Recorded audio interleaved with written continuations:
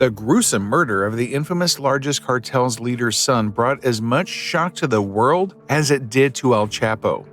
In this video, you'll learn how the death of El Chapo's son came about and why it makes a mark in history.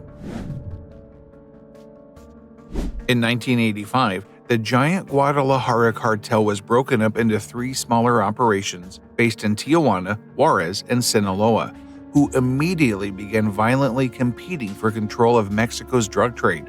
One can call the Sinaloa cartel the most dangerous and largest criminal and drug trafficking organization, honing so much success to its vastness due to its leaders' ruthlessness and power. This network of businesses runs its operations in almost all corners of the world. They are responsible for smuggling billions of dollars worth of drugs every year. And yes, it is indeed a target for every legal enforcement agency all across the world. The heir to this cartel is no less expected to carry certain qualities, and El Chapo's son didn't fail to deliver. However, cut short. Edgar Guzman Lopez, the son of El Chapo, was born on May 30, 1986, to El Chapo's first wife, Griselda Lopez Perez Edgar. From the onset of his birth, his father announced him as the rightful heir to his cartel. This announcement and his father's public support made him a target for danger at every opportunity. In preparing him for the future to come, his father exposed him to the intricacies of business at a very young age and provided him with a world-class education, with the purpose of making him a force to be reckoned with in his world. He trained with other groups of young sicarios under his father's command, and even as a teenager. Rumors circulated that he oversaw some cartel's business. Edgar was known for his humility and ambitious character. He completed early education in a government school and was studying for a degree in business administration. Edgar was part of a new generation of drug traffickers known in Mexico as narco juniors, second-generation narcos who have long existed in Mexico, nearly as long as the business of drug trafficking has existed in Mexico. All these remarkable qualities, along with his father's trust, led to Edgar's position as the rightful heir being solidified, once again making him a target, which he eventually got caught in, and he died brutally at the hands of his murderers. For someone working in a dangerous environment as his, Edgar was surprised to die as he did. On his way to prepare a surprise for his mother for Mother's Day, this errand was supposed to be as safe as possible. Accompanying him was his cousin Cesar Ariel Lora and his friend Arturo Mesa Caceres, son of Blanca Margarita Caceres, also known as the Empress, whom the U.S. government identified as a money launderer for the Sinaloa cartel. While the 3 men rushed home to finalize their preparations, they heard a deafening bang, freezing all of them at once. Before they could gather themselves to find safety in their bulletproof truck, 40 heavily armed men pointed their guns at Edgar and his friend, spraying them with bullets till their bodies were drenched in several bullets, making them unrecognizable.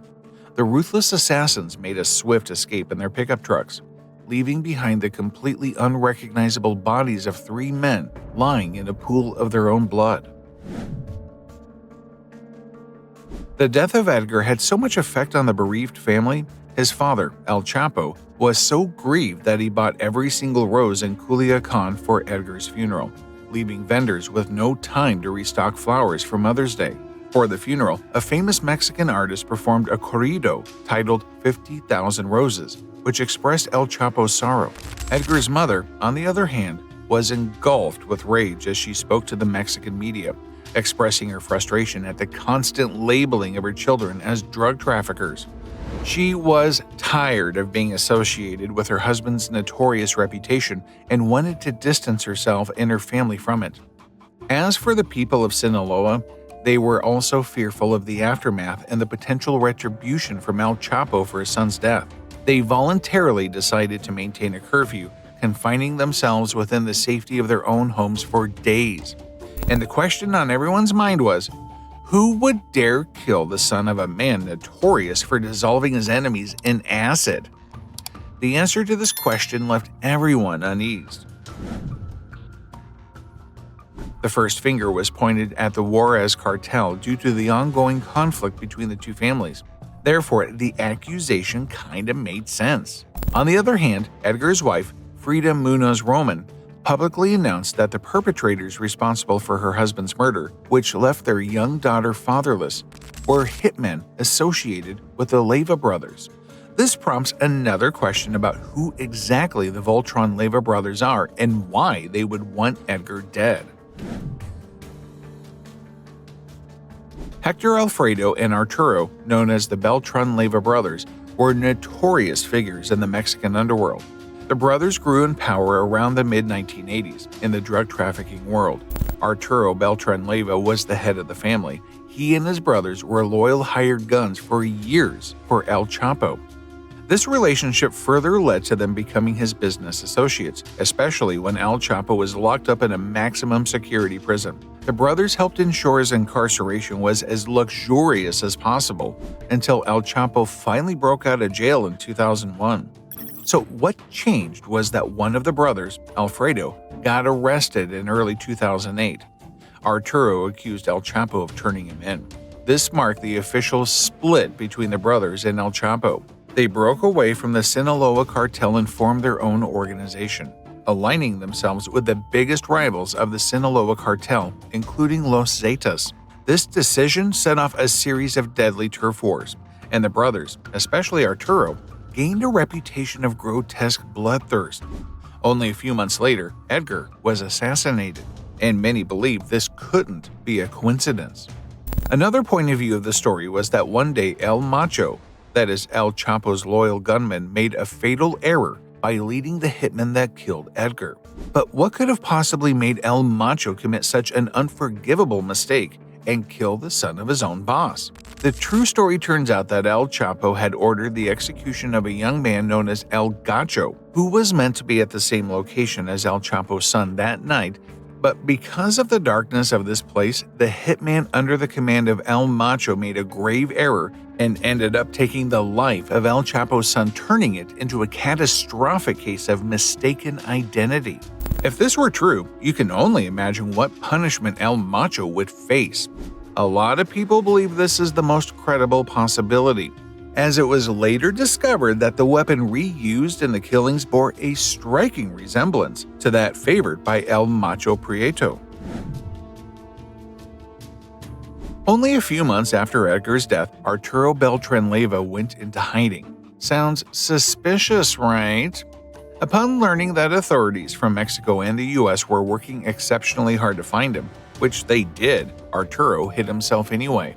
On December 16, 2009, Arturo Beltran Leiva was greeted by 200 Mexican Marines, a Navy helicopter, and 2 small Army tanks in an ensuing shootout that lasted about 4 hours. Arturo was finally shot dead, and his body was left at the scene brimming with multiple wounds. Everyone was sure this definitely sounds like El Macho's style of revenge. But guess what happened to El Macho himself?